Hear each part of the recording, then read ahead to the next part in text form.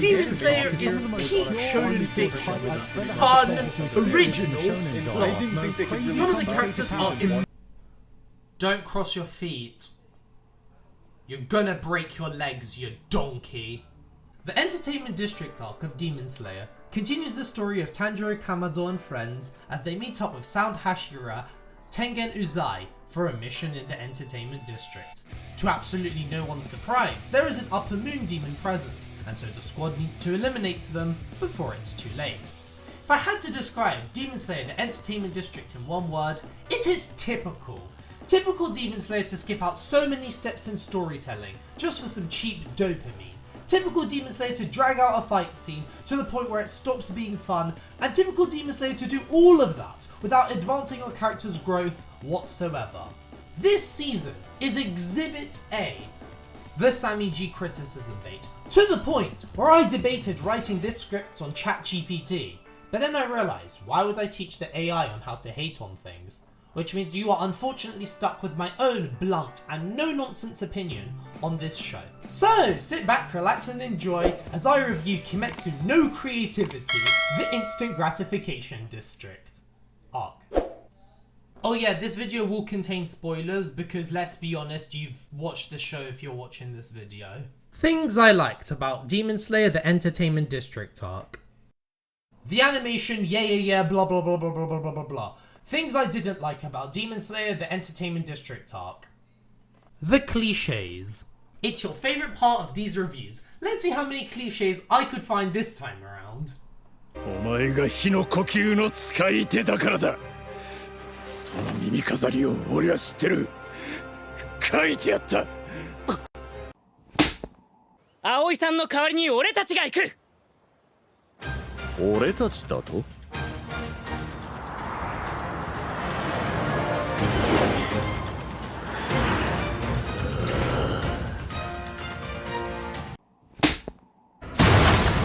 しまった。スイーツ、俺に構うな。俺が目を離したからこんなことに。伊之助すまない。That's all I could be asked to find. I'm sure there are more. The storyline is an abomination. I've never hidden my distaste for the writing in Demon Slayer, but this season takes the cake. And eats it too. We start off in the Rengoku residence, where Rengoku's dad is a drunk spewing out drunk shit. But it doesn't matter because, guys, Rengoku is dead. He died in the movie, guys. Cry? It's sad. The show says it's sad, so it is sad. Cry? Tanjiro gets gifted Rengoku's old fire crossguard, which will definitely not be used for any Deus Ex Machina. Definitely not. We're introduced to Stud Hashira, where his first impression is he kidnaps, or attempts to kidnap, Butterfly Waifu 3 and the Butterfly Lollies, before Tanjiro and Co are like, yeah, we'll do it, we'll go in their place, and I'm totally on board with that. It's not like they skipped an entire training segment where it would remove any connection I have with this trio, as we don't see their struggles, we don't see their improvements, all we see is that they've worked hard, guys. And Demon Slayer would never skip something as important as that. Oh wait! They go to the Instant Gratification District, which is a place where people hide by day and go out at night, in a world where demons exist. God, it reminds me of South London. Oh yeah, little tangent, right? Demon Slayer has terrible world building. I mentioned that it had good world building. It has good visual world building. Narratively, it sucks. Like, we're told absolutely nothing else about the Instant Gratification District. All we're told is that it's train by day, party at night, and there's a lot of prozzies there. That's all we're told. Anyways, Stud Hashira dresses up our trio as girls to look for Stud Hashira's wives. And when confronted about how do you know Stud Hashira's wife, Tanjiro struggles to lie about knowing Stud Hashira's wife by saying, oh, it's my sister, and he struggles to lie. But he has no problem pretending to be a girl. Like, I know it's Demon Slayer fans, and you're idiots, but don't let this show treat you like an idiot, guys. Come on.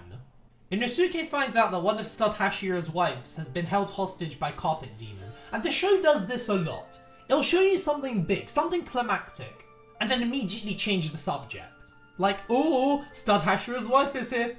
Episode ends. Zenitsu is about to get jump scared by Carpet Demon. Episode ends. We need to wait a week to find out what the hell happened to him. After Zenitsu is missing in action, Stud Hashira now realizes that Tanjiro and Ko are too low ranked for the mission because an upper demon could, definitely will, appear. But the butterfly waifus and the butterfly lollies perfectly fine for the job. Guys, these are the little things that you're ignoring a lot of the time. And then finally, Tanjiro finds Carpet Waifu and they fight. And to be honest, the story just ends here, because from now till the end of the season, they fight for the sake of fighting, and they just make it up as they go along. So, last thing I'll criticize in terms of the story is flashbacks this season are so lame. Every single flashback happens at the worst possible time, and it doesn't make me feel any more attached to the characters on screen. I'm talking a potential game-changing event that's gonna happen, and oh, flashback. Oh my god, he's gonna cut off his head! Flashback. Really important moment! Flashback. Flashback, flashback, flashback. It's worse than season 4 of Haikyuu. Sorry, one more thing. Show of hands. Does anybody actually find the screaming in this show valuable? Keyword, valuable. Not funny, not smart, not interesting, not enjoyable. Valuable. Valuable as in you would feel better that it is included than if it weren't. Because the screaming in the show gets on my nerves every single time. But you, it might be different. That's why I'm asking. But hey, that fight was really awesome and it had good animation, and who the hell am I fooling? That fight is idiotic. Okay, do you remember when I said there is a line between what is realistic, what is fantasy, and what is stupidity? And oh my god, did it pass the line of stupidity? And when I said, and if there was really no other way of finishing off that fight scene so that the MC could win, don't make the stakes so stupidly high. Or when I said, friggin' hell, Demon Slayer, stop making OP abilities that make no sense to defeat. It's the same as season 1. That way you won't have to jump through as many hoops so that the good guys win. Shut up, Sammy. You don't know what you're talking about. Season 3 is the definition of all you just mentioned, but on steroids and on TRT. This fight scene overstays its welcome and then some. I lost count on how many times Carpet Demon lost her head and should have died. But no, we can't have a short fight scene. That would make this show a 2 out of 10 as opposed to a 3 out of 10. So let's keep her alive and kill her off when the protagonists deserve to win the least. Speaking of protagonists deserving to win the least, there is this one scene where Tanjiro goes apeshit insane and is about to cut off Carpet Demon's head, and then the show backpedals its own horse crap and shows a sad flashback for absolutely no reason. And let's say conveniently, you were to get a flashback at that given moment. What is stopping you from cutting off her head anyway? Biology and physics just don't allow you to stop then and there.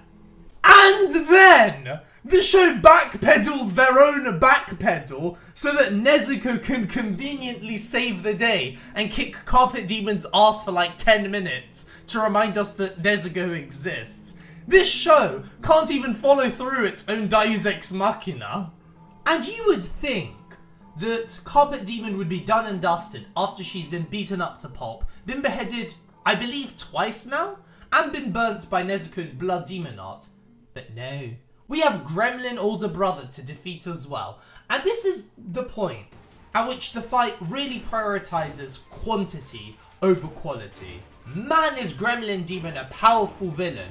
So much so that Stud Hashira's wife has to come with it some kunai shooter, which I have no recollection of on Google. And these kunai somehow have poison attached to them that I don't even know that that's possible. So where in the instant gratification district such an invention would be located? Your guess is as good as mine. But it doesn't matter, guys, because Tanjiro is a strong shonen character who will cut off his head and cut to another flashback. Yeah, right, he's gonna win then and there. Ufotable paid for another hour of runtime. They sure as hell are gonna use it. Now, these final 2 episodes really reassured me of my opinion that Demon Slayer isn't, and never will be, a good show. Because at this point, everything looked genuinely fucked for our main characters. Inosuke got backstabbed, Chad Hashira got killed, Zenitsu is stuck in rubble, and Tanjiro is being confronted by Gremlin Brother. This would be an incredibly high-risk decision to make Tanjiro leave, maybe with Zenitsu, we'll see what happens, and then live with the adversity that one of his best friends has died, as well as another mentor. It would be an incredible step in the right direction for Tanjiro's growth as a character, and maybe on how this experience will conflict with his natural kind personality. Bottom line is here that the potential is endless on where you can go.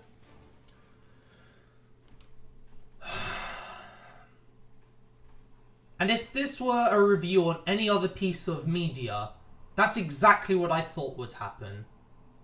Demon Slayer? It doesn't even try to hide the cracks within the plot armor.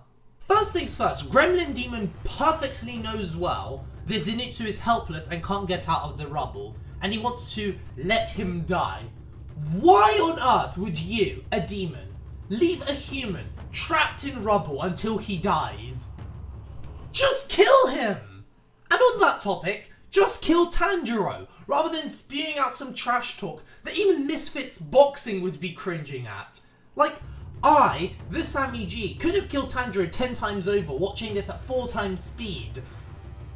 In the time this zombie-looking motherfucker trashes Tanjiro for no reason. This constant stalling allows Tanjiro to run away conveniently to a place where those kunais from earlier were. Why Gremlin Demon or Carpet Demon allowed Tanjiro to move a millimeter, or how on earth Tanjiro knew that that specific location, of all locations, had a kunai readily available, is absolutely beyond me. But trust me when I say this, that makes perfectly logical sense to what happens next. Because of course, Tanjiro can't kill 2 upper demons on his own. Don't be ridiculous. Chad Hashira forced his muscles to stop his heart so that the poison wouldn't spread.